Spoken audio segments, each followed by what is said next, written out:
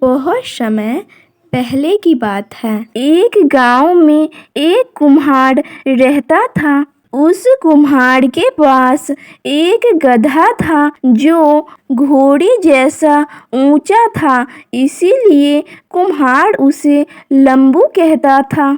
वह कुम्हार रोज सुबह उठकर पहले खदान से मिट्टी खोदकर लंबू पर लादकर घर लाता और फिर चाक में मिट्टी के बर्तन बनाकर आग में पकाकर वह बर्तन लंबू पर लादकर गांव भर में घूम घूम कर बेचता था। इसी काम से उसके परिवार का रोजी रोटी चलता था। वह कुम्हार लंबू को अपने बेटे जैसा प्यार करता था। वह उसके खाने पीने का विशेष ध्यान रखता था और लंबू भी कुम्हार के कामों में मदद करता था। ऐसे ही बहुत समय बीत जाता है। अब लंबू बहुत बूढ़ा हो चला था। उम्र ने उसे कमजोर कर दिया था। एक दिन की बात है, रोज की तरह कुम्हार मिट्टी खोदकर लंबू पर लाद कर घर लौट रहा था।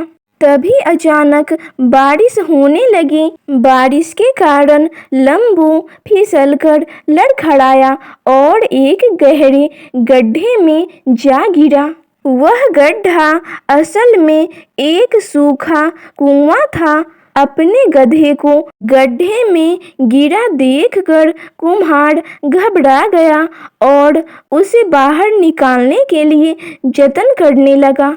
कुम्हार भी बहुत बूढ़ा और कमजोर हो गया था, इसीलिए वह लंबू को गड्ढे से बाहर नहीं निकाल पाया। कुछ राहगीर भी उसकी मदद करने के लिए पहुंच गए, लेकिन कोई भी उसे गड्ढे से बाहर नहीं निकाल पाया, क्योंकि कुआं बहुत ही ज्यादा गहरा था।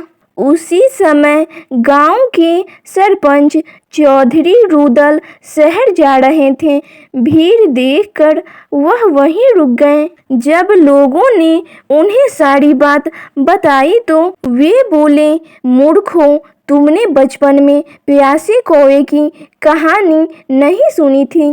लोग बोले, सरपंच जी, सुनी तो थी, लेकिन कौवे ने सुराही से पानी पीने के लिए जुगाड़ लगाई थी। उसने सुराही में कंकड़ पत्थर डाले थे, पर यहाँ पानी नहीं है। यहाँ तो गधे को बाहर निकालना है। तब चौधरी बोला, बात तो एक ही है ना, तुम पत्थर नहीं मिट्टी डालो, मगर थोड़ी थोड़ी डालना। अब गांव वाले फावड़े की मदद से गड्ढे में मिट्टी डालने लगे तो गधा घबराकर उठ खड़ा हुआ और अचानक सबने देखा कि जैसे ही वे उस पर मिट्टी डालते हैं, गधा शरीर को हिलाकर मिट्टी झाड़ देता है। मिट्टी कुएं की ताल में गिर जाती है। लोग लगातार मिट्टी डालते रहे और गड्ढे में मिट्टी भरती रही और गधा धीरे धीरे उस पर चढ़ते हुए ऊपर आ गया। अपने गधे की इस चतुराई को देखकर कुम्हार ने खुशी से गधे को गले से लगा लिया और सरपंच व राहगीरों का धन्यवाद करके अपने घर लौट आया। राहगीर पूरे रास्ते सरपंच की अक्लमंदी की प्रशंसा करते रहे। बहुत समय पहले की बात है। एक दिन राजा कृष्णचंद्र के मन में एक बात आई कि इस संसार में मूर्खों का ठिकाना नहीं है, परंतु मैं 4 मूर्ख देखना चाहता हूँ।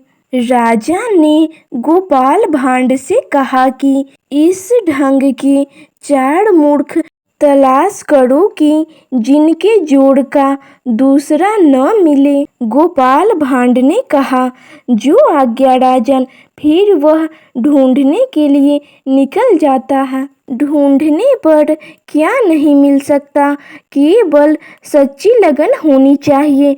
कुछ दूर जाने के बाद गोपाल भांड को एक आदमी दिखाई दिया जो थाली में पान का एक जोड़ा, बीड़ी और मिठाई लिए हुए बड़े उत्साह से नगर की तरफ जल्दी जल्दी भागा जा रहा था। गोपाल ने उस आदमी से पूछा कि क्यों साहब, यह सब सामान कहाँ लिए जा रहे हो?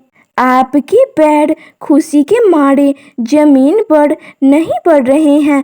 आपकी खुशी का कारण क्या है, मुझे जानने की बड़ी इच्छा है, इसीलिए थोड़ा कष्ट करके बतलाते जाइए। उस आदमी ने बातें टालने की बहुत कोशिश की, क्योंकि वह अपने नियत स्थान पर जल्दी पहुंचना चाहता था, परंतु गोपाल ने उसे बार बार आग्रह किया।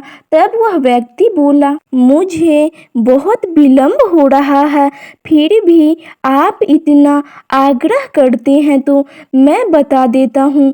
मेरी पत्नी ने एक दूसरा पति रख लिया है, दोनों की आज शादी है, इसीलिए उसके निमंत्रण पर जा रहा हूँ। गोपाल ने सोचा, इसके जैसा मूर्ख और कहाँ मिलेगा, अतः उसने अपना परिचय देकर उसे रोक लिया और कहा, तुम्हें राजा के दरबार में चलना होगा, तभी तुम निमंत्रण में जा सकते हो।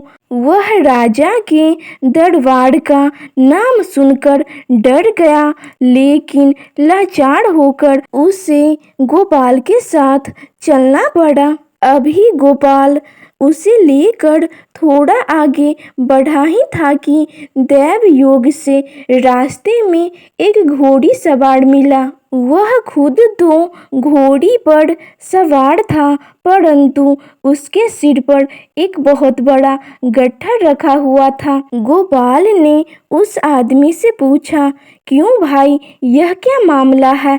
अपने सिर का भार आप अपनी घोड़ी पर लादकर क्यों नहीं ले जा रहे हैं? उस आदमी ने उत्तर दिया, क्या बताऊं भैया, मेरी घोड़ी गर्भवती है, इस अवस्था में उस पर अधिक बोझ नहीं डाल सकता, इसीलिए मैंने अपने सिर पर गट्ठर रख लिया है। यह मुझे ढो रही है, इतना ही क्या कम है? गोपाल ने उसे भी अपने साथ ले लिया। अब दोनों व्यक्तियों को लेकर वह राजा के दरबार में जा पहुंचा। महाराज, ये चारों मूर्ख आपके सामने हैं। राजा ने कहा, ये तो सिर्फ दो ही हैं, अन्य दो मूर्ख कहाँ हैं? गोपाल ने तुरंत बोला, तीसरा मूर्ख स्वयं हुजूर हैं, जिससे ऐसे मूर्खों को देखने की इच्छा हुई, और चौथा मूर्ख मैं हूँ, जो इन्हें ढूंढकर आपके पास लाया हूँ। राजा कृष्णचंद्र कहते हैं, गोपाल, यह बात तो तुम्हारी बिल्कुल ठीक है। राजा गोपाल की बुद्धिमत्ता पर बहुत प्रसन्न होते हैं और उसे अपना सबसे विश्वसनीय मंत्री बना लेते हैं। और जब सबने उन दोनों मूर्खों की कहानी सुनी तो वो लोग पेट पकड़कर हंसते हंसते लोटपोट हो गए। तो आपको यह कहानी कैसी लगी, कमेंट सेक्शन में ज़रूर बताइएगा। और अगर आप हमारे चैनल पे पहली बार आए हैं तो चैनल को सब्सक्राइब करना मत भूलिएगा, एंड वीडियो को अपने दोस्तों के साथ शेयर करना भी मत भूलिएगा। और अभी तक आपने वीडियो को लाइक नहीं किया है तो लाइक भी कर दीजिए। तो मिलते हैं नेक्स्ट वीडियो में, तब तक के लिए thanks for watching this video.